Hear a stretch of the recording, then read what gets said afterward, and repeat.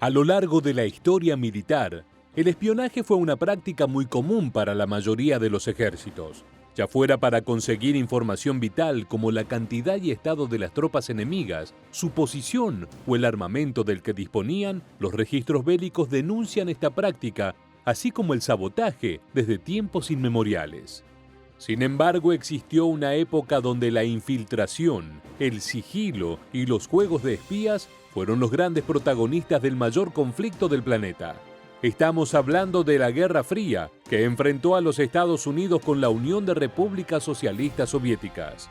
Aunque estos dos colosos militares no se enfrentaron prácticamente nunca a campo abierto, sí lo hicieron en otras batallas menores, en escenarios como Europa y Medio Oriente.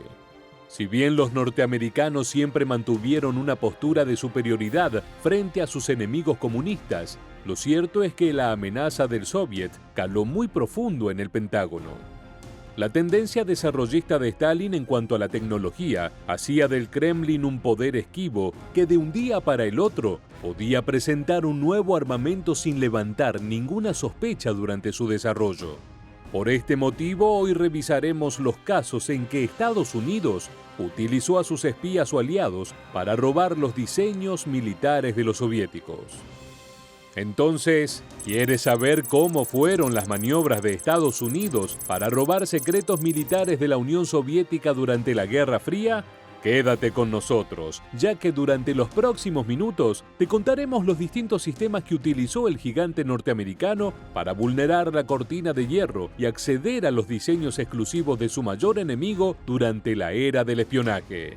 ¿Estás listo? Pues, ¡comenzamos!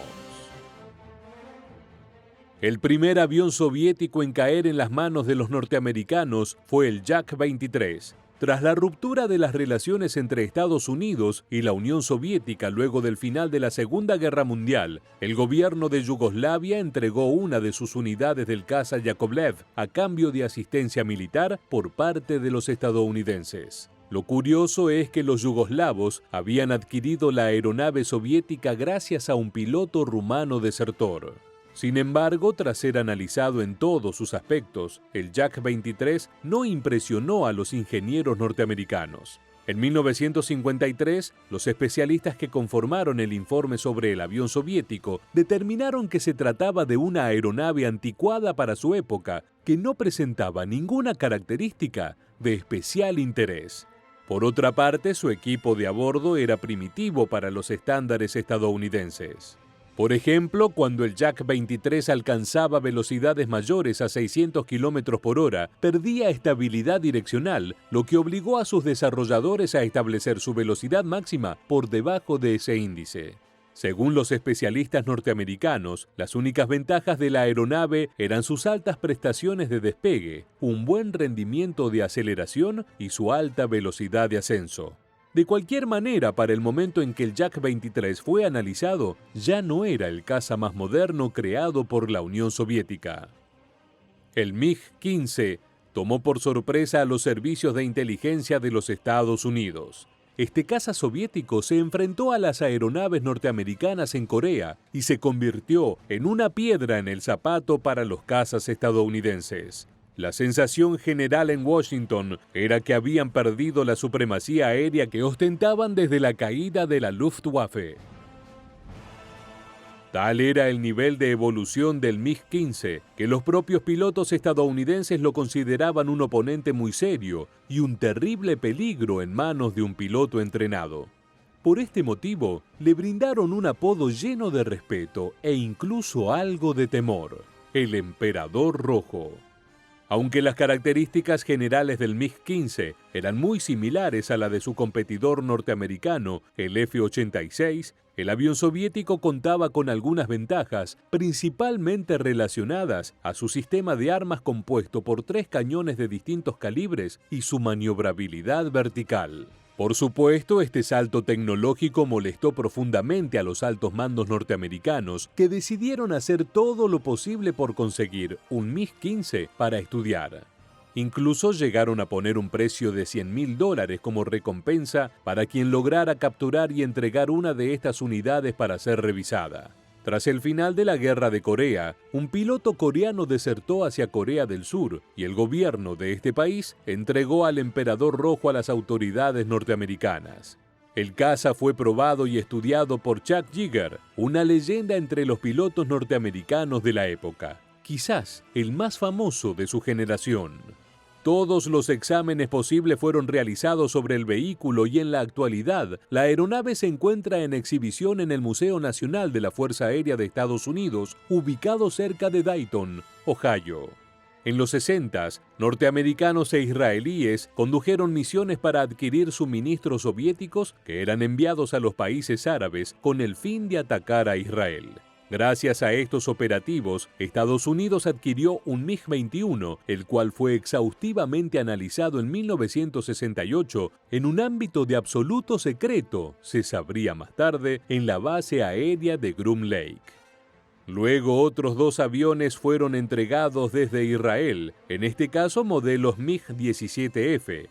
Según informes oficiales de la época, ambos cazas aterrizaron por error en aeropuertos israelíes y fueron decomisados. Pese a que el MiG-21 era más moderno que el MiG-17F, las pruebas de este último fueron más relevantes en ese momento para la Fuerza Aérea de Estados Unidos. Esto se debió a que la adquisición de estas aeronaves coincidió con la intensificación de las hostilidades en Vietnam, donde los MiG-17F fueron los principales enemigos en el aire. No obstante, el incidente que más afectó a la Fuerza Aérea Soviética se produjo en 1976 como resultado de la traición de uno de sus propios pilotos. El primer teniente Víctor Belenko robó un caza interceptor MiG-25P y lo condujo hacia el aeropuerto de Hokkaido, en Japón. Esto fue tomado como una profunda afrenta a la Unión Soviética, ya que el MiG-25 era el orgullo de su industria aérea. Para no extendernos en los detalles, te invitamos a que veas un video en nuestro canal sobre este épico secuestro a traición, donde encontrarás toda la historia de uno de los robos más legendarios de la guerra moderna. Te dejaremos el link en la descripción y en el primer comentario. Siguiendo con el relato, el MiG-25 era considerado un avión superavanzado para su época, debido a las grandes velocidades que era capaz de alcanzar, las cuales rondaban los 3.000 km por hora. El piloto desertor pidió asilo político en los Estados Unidos y las autoridades organizaron su traslado casi de inmediato. Al día siguiente, el avión soviético fue trasladado a una base militar en Japón para su estudio detallado. Durante este vuelo, el caza fue transportado en un avión de carga escoltado por un grupo de 14 cazas F-4 y F-104 Starfighter. El MiG-25 secuestrado fue desmontado, sometido a un estudio detallado por parte de especialistas japoneses y estadounidenses. Prácticamente todos los expertos coincidieron en que el avión era el interceptor más avanzado del mundo. Sus características distintivas eran la simplicidad del diseño, su durabilidad, fiabilidad, facilidad de mantenimiento y posibilidad de pilotaje por parte de pilotos de habilidad media. En 1976 el caza fue devuelto a la Unión Soviética. Esto causó grandes pérdidas económicas para los soviéticos, además del daño moral de verse burlados por sus enemigos.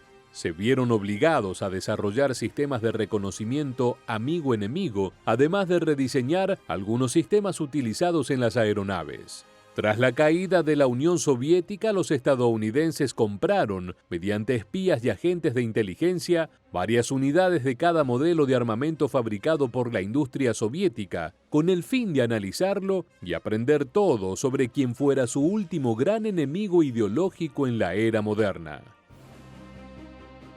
Luego de conocer todos los detalles sobre los trabajos de inteligencia norteamericanos para robar los secretos soviéticos, queremos conocer tu opinión. ¿Consideras que existieron más trabajos de espionaje por parte de Estados Unidos más allá de aquellos que se hicieron conocidos? Déjanos tu respuesta en la bandeja de comentarios aquí debajo y no olvides suscribirte a nuestro canal. También recuerda seguirnos en Facebook e Instagram para seguir conociendo todas las novedades del mundo militar. Muchas gracias por acompañarnos hasta el final y permanece atento a nuestro próximo video.